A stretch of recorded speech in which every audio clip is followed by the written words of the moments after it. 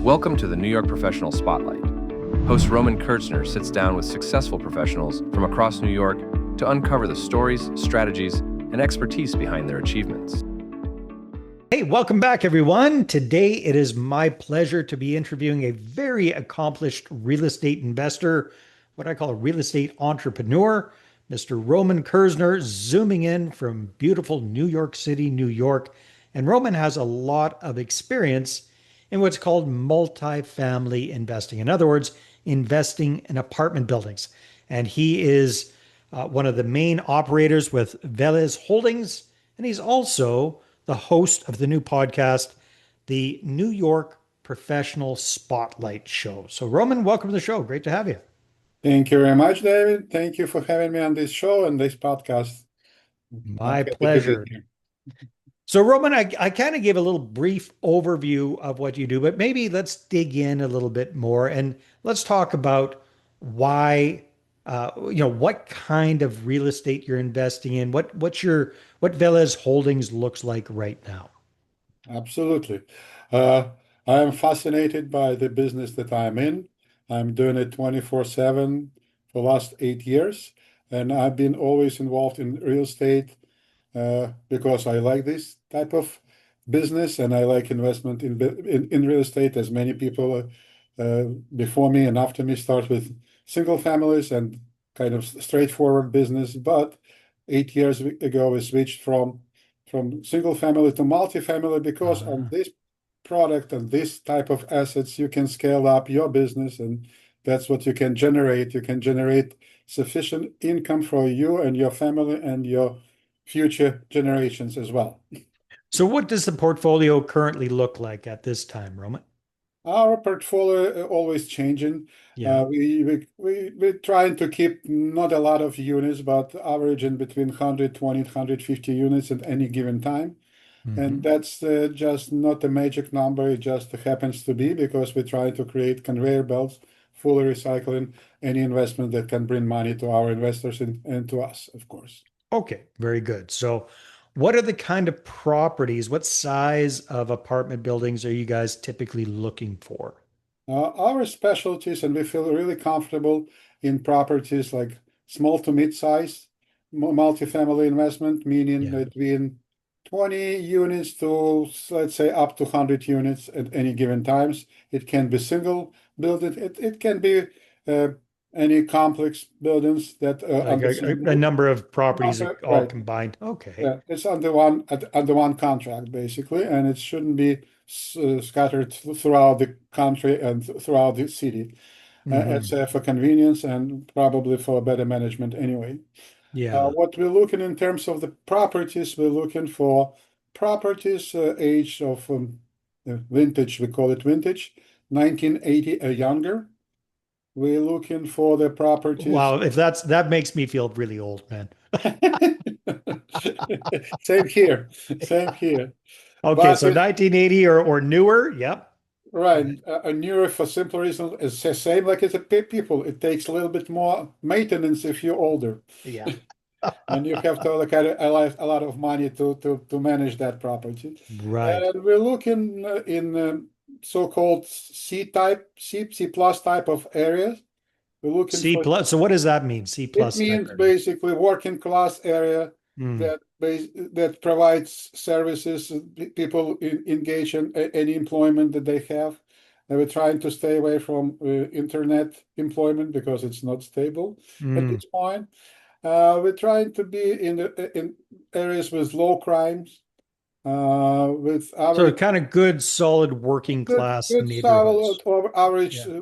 American Yeah. neighborhood. Now you're located in New York City, very expensive market. Is that where these properties are, or are they in different areas? I don't have anything in New York for Oh, okay. specific reasons, and it's not related to the area because New York is a great area. Financially, it makes a little sense to invest with a little bit of money, and a little bit of money is relative term anyway. Yeah. But New York is not so-called tenant-friendly state, Mm. and the biggest problem having properties in New York and specifically New York City, it's just the eviction law that Right. you cannot fight with what you have. You're not in winning situation in New York. Yeah. Evicting people So is it's a great place to live, hard place to be a landlord. Is that what yeah, I'm hearing? yeah. Okay, so where what states are you looking at, or where do you have your current properties these days? Our current portfolio is located mainly in three states. Again, it's just it's not, it's a typical representation of our portfolio. We have property in Texas, we have properties in Pennsylvania, and we have properties in Illinois, which is not really a tenant-friendly state anyway, but we have Okay. it because we have experience in that. Okay, very good.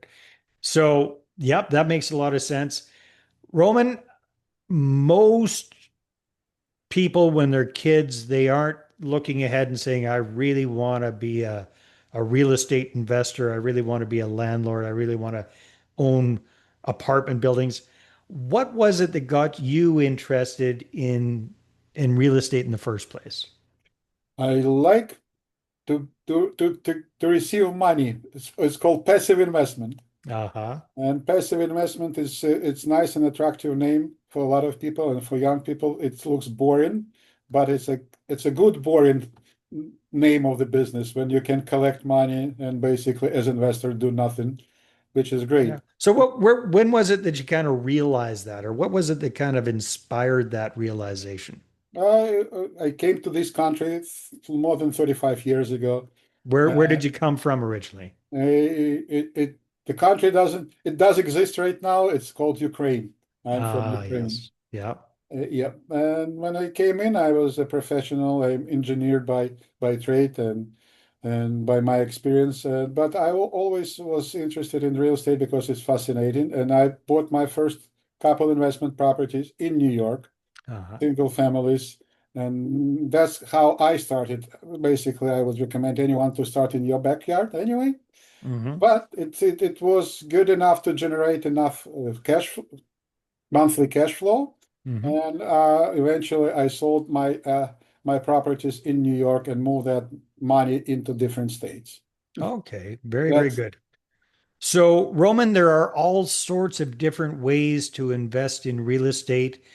People see these HGTV shows, flip this house, flip that house, or people have heard about, you know, building properties from the ground up or buying a house and holding it long term as a rental. Uh, all sorts of different ways to invest. Why have you chosen what's called multifamily or investing in apartment buildings versus and anything else? talking about different TV shows. It looks all nice and glory and easy to do, which is kind of misleading, Yeah. but that's my take. I Yeah. would like to be polite. But ability to scale and leverage is laying out in multifamily. Simple reason if you have one property and you have one tenant and you pay a mortgage and that tenant stops paying, you lost 100% of your income, and you Yeah, still you're have to pay. 100% vacant in that Yeah, and case. Yeah. you still have to pay your mortgage. Right. But if you have 100 units and 10 of them vacant, you still have 90 units occupied and hopefully everyone else paying the Right. rent. So you can cover your expenses and have a little bit of cash flow on the top of it. That's the All reason right. why So it's leveraging.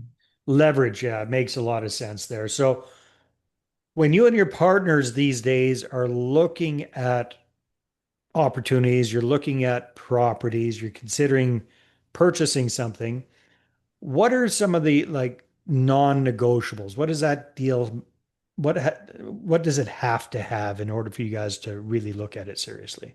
Uh, we have couple of showstoppers. Yeah. Uh, Number one, area. If it's a high crime area, doesn't matter which state or which city it is, we're Hmm. not touching it, even though it's a look very lucrative to buy because the price is very low, and we know that yes, you can buy in this area, no, you cannot sell in this area. So you Uh, don't want to be buying in the hood, basically. no. Okay. No, Yeah. you can change the property, you cannot change the neighborhood. That's Right. the law. Okay. All right. So that's number one. Don't no buying in the hoods. What's Right. another like real Another basic thing that one, you're looking another is you have to fall in love with numbers before you can fall in love with property. at? So Okay. if you're looking at the property, let's say 50 units, and you're getting all information about the property, I don't want to take into the technical stuff, but let's say all financial information, Yeah, and you can analyze the property and it doesn't work out for your needs, the way how you look at the property, how you look at the business, then you can pass it because it's so many different properties. What we don't do, we're not buying other people problems to become our problems. okay. That's Yeah. number So two. you want to make sure that the numbers make sense Absolutely. before you get too excited about something. I would imagine, Roman, that based on your background as an engineer, you're probably pretty analytical. You're probably one of those smart numbers guys. Would that be fair to say? I hope so. I think that I know what I'm doing. And Yeah. not only me, it's not about me. This type of business, it's always about team. If anyone think that you can do multifamily by yourself, you're mistaken. You have Mm, to create a team, but you're working with the team, and your skills should be complementing other people's skills. That's makes important sense. because if four people doing the same, it's not a team. Right. Okay, so very good. So making sure the numbers make sense. And without getting into the weeds too much there, what are the big numbers that you're looking for that really have to make sense? Like where does the rubber hit the road for you with? Ba- Basic idea and main idea actually is we're working for investors, the investors who put their money, and we have obligation to protect their asset, their money.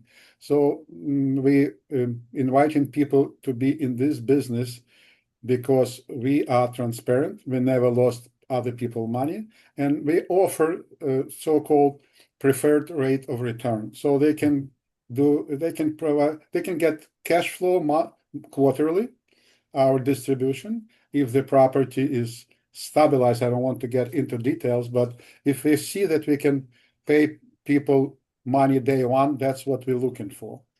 All And right. So what I'm hearing is you want to make sure when you're analyzing a property or underwriting, as it's called in real estate, that it's cash flow positive. It's profitable from day one. In other words, that all of the income that comes in from rent is greater than all of the expenses that go out through mortgage and maintenance and property taxes, insurance, all that stuff. You want to make sure there's a nice cushion of profit at the end of each month. That's part of the way that your investors get paid. Am I understanding that absolutely, right? Okay. absolutely, and it's not only from our standpoints as investors, it's also true from the standpoints of the lender, the bank who will lend the money. Right. They are looking for the same thing.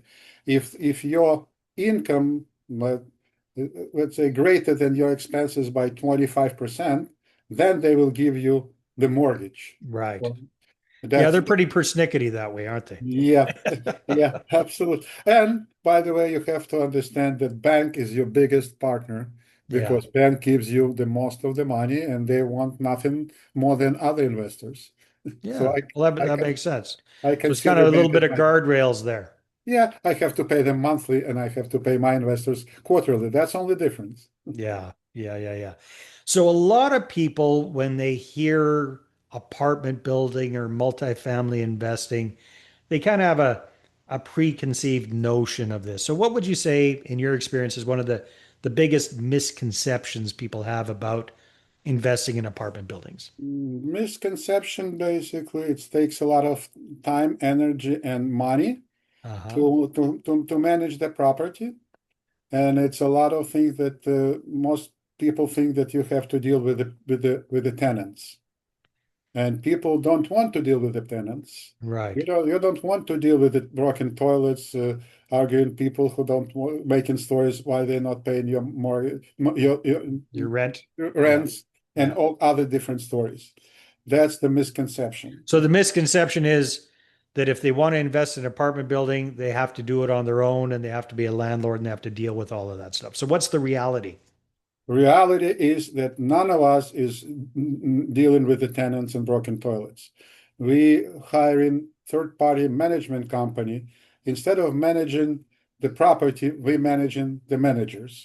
And this Okay. is different, absolutely different approach, and you have to select your management very, very specific because the management is only entity that brings you money. That's why we have serious list of questions to ask and work with the management company, and selecting management company is very critical. Yeah, very, very important. So you've been doing this for a number of years, Roman. When it comes to apartment buildings, multifamily properties, what's one of your favorite deals? The favorite deals is actually the last one that we had Tell in me about it. Texas. In And it's not, Texas. All right. yeah, So how many units in this Texas building? relatively speaking, it's not the biggest acquisition.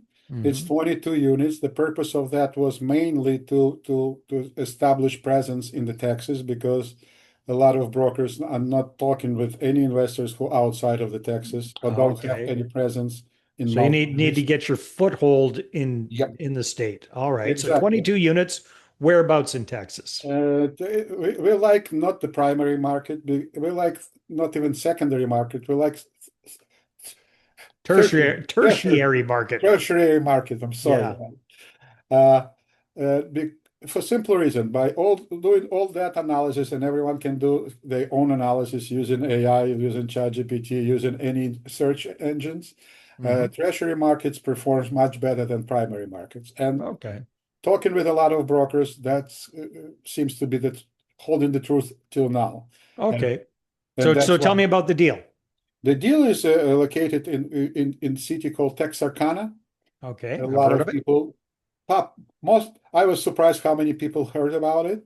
Well, it's a very weird name, Yeah, and I'm pretty sure it's on the very close to the border with Texas, Arkansas, and Kansas, if I'm not mistaken. Is that right? absolutely. It's northeast of Texas, 2.5 hours away from Dallas.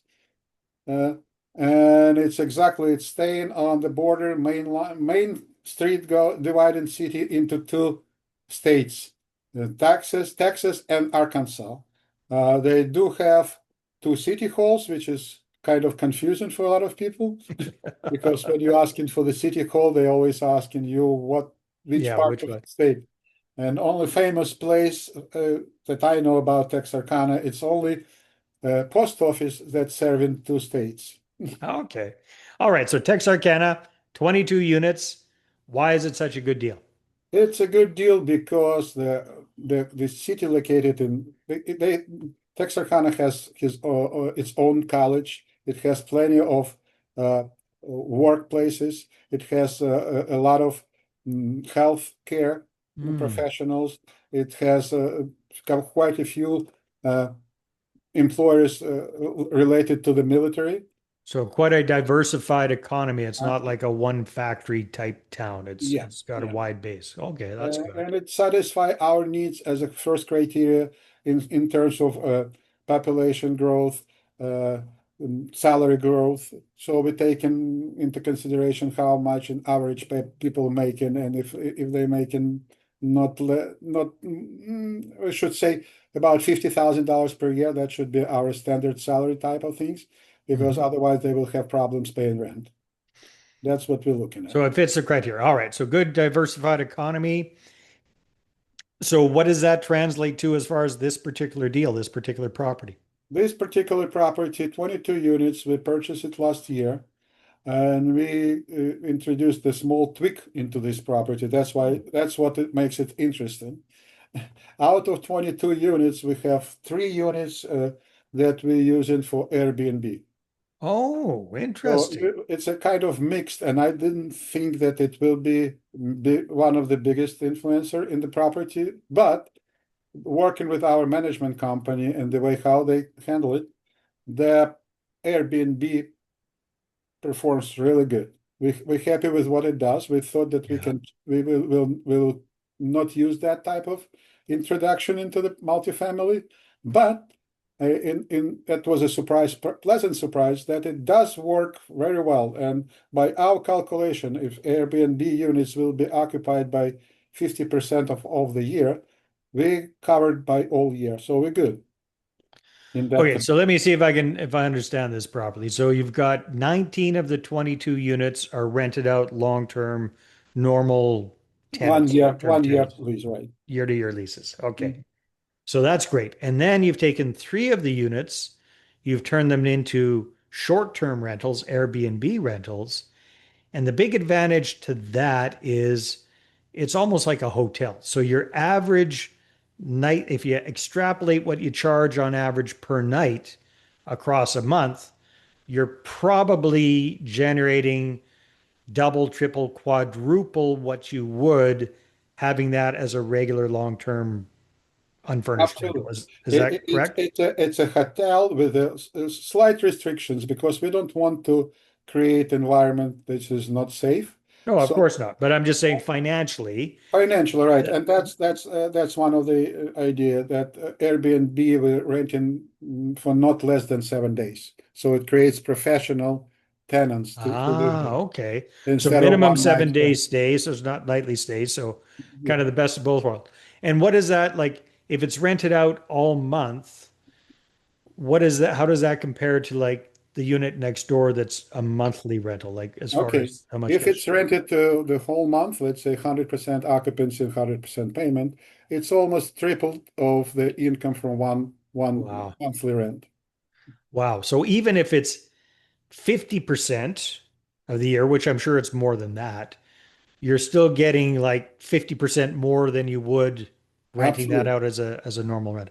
That makes a huge difference on your cash flow then, doesn't it? Absolutely. That's one Okay. of the reasons why we paying our investors quarter after quarter with having no problems of doing Yeah, that. that's unique. That's very, very smart. So Roman, thanks for sharing that success story. Now, it's not all sunshine and flowers when it comes to investing in apartments. What's over the years, what's been one of your biggest takeaways or learning experiences, as we call them? Learning experience, great question, because exactly in my after day by day educational process, I'm telling everyone I'm not teaching people how to buy the property. I'm teaching people how not to buy the property. Ah, okay. You've Uh, learned the school of hard knocks yeah, has so knocked on your door. Yeah. the major thing, trust but verify, it's always good, but you have to follow what it says. Trust but verify, because even if it's verified by other people, you have to do your own work. Ah, okay. Small example, even if the, let's say, seller verify the occupancy, let's say 100% occupancy. Hmm. The day you moved in, you close on the property, we realize that it's 70% vacant. Wow. Yeah. Even the seller verified that. So you have to do your due diligence Yeah. Make sure diligently. you, yeah, Diligently. diligently. Okay. Yeah. Trust, but verify and then re-verify it. Very good. Verify. Yeah. So we've talked a little bit about the importance of working with investors. This is how you and your partners are able to grow Veles Holdings and get into more apartment buildings. How do you think about your relationship with your investors? So in other words, yes, people invest with you guys to get an above average return on their money, but what else is it? What else do they get by working with you beyond just the returns, Roman? Number one, every investor should feel comfortable working with us. Hmm. What does it mean to me and to our team? We cannot accept investors who is playing with the money as a lost source. So you cannot take lost $50,000 from investors. We will refuse to Right. do that, because the people who gaming, it's not the people who consider to have a name as investors. So Right. so people should You understand. want to be working with accredited type people, folks that high income, high net worth type folks. Is that The correct? people who have money to spend, and people who understand that they put in money not in the bank but in the business. Hmm. And the one of the bad part, not bad part, it's of the real estate is liquidity. It's Right. not a stock market, a bank. You cannot call us and say, Roman, I need my 50,000 back in 2 weeks. It's not going to happen. So they should realize that. And once they feel comfortable with this idea, the second idea, they should trust us. I can present any project, beautiful project, but if people isn't, if we didn't develop trust in investors, nobody will work with us. And that's what we treasure. And we absolutely transparent. We have no problems giving any reference to any of our investors or any of our properties managements, any one of that. That makes us different because we're not hiding anything. Mhm. We showing good and bad parts of it, and we keeping track of what we're doing, and we keeping relationship with investors by way of quarterly meetings, exchange of emails, and answering on any phone calls 24/7. Yeah, so that's a good point because with any kind of investment or any kind of deals, there's ups and there's downs sometimes. What does that look like when things aren't going 100% according to plan? How do you keep in touch and keep your investors abreast of those kind of Uh, situations? it's a key point when you're talking about bad part. The bad part is so-called capital call when the property doesn't perform the way you want it, and you don't have enough funds to cover expenses, and you have to make the call to your investors instead of giving them money, asking them for extra fund to cover expenses. Nobody wants to hear that phone calls. Yeah. Nobody wants to do capital call. I'm proud to say that we never ever had that capital call with our investors.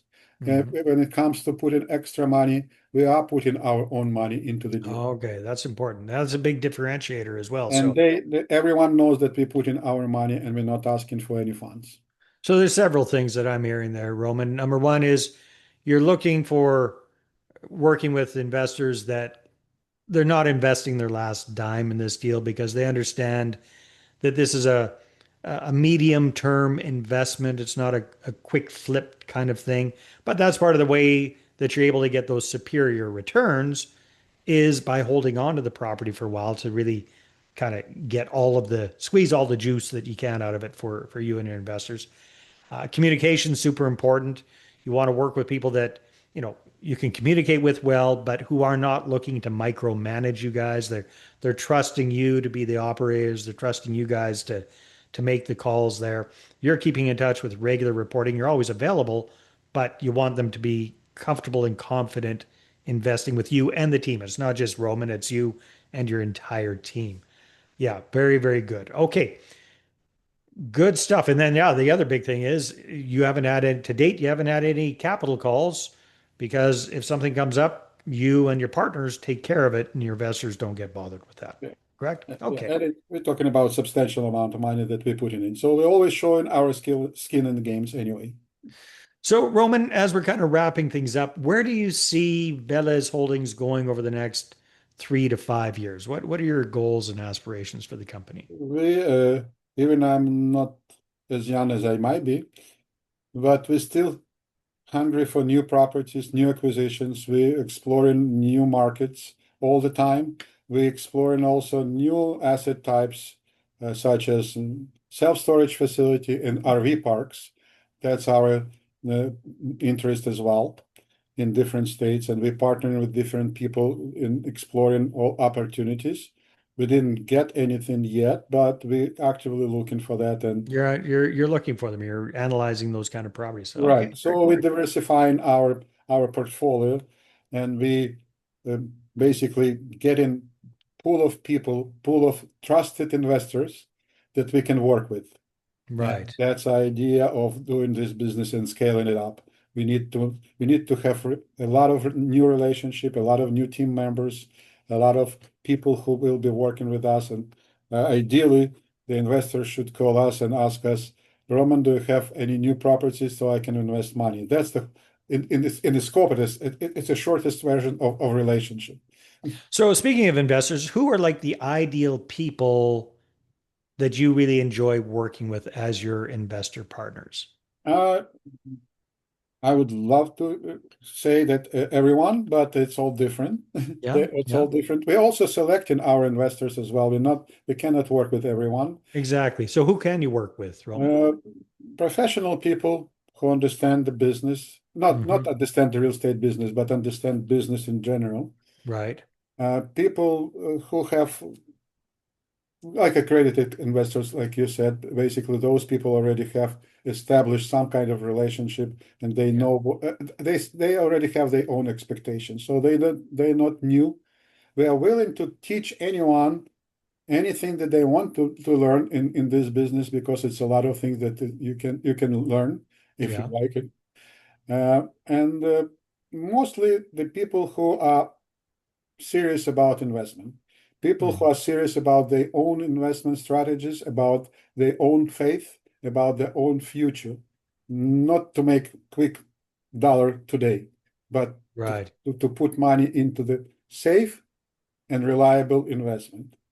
Okay. So it sounds like your ideal investor is a busy professional who's successful at what they do. They like the idea of the superior returns that can come through investing in apartment buildings. They don't necessarily want to do it themselves. They want to work with somebody who's got an experience and a track record. And they've got the financial wherewithal to do this and not need to get their money back the day after tomorrow, but understand that it's going to build and grow over time, generate much better returns by being in the deal versus going in and out. Is that fair to say? In essence, you outlined perfectly the perfect situation, what we want to do and what we're doing. Perfect. So, how can people connect with you and find out more, Roman? They can either go and set up the calls with us through wellesholdings.com. That's our website.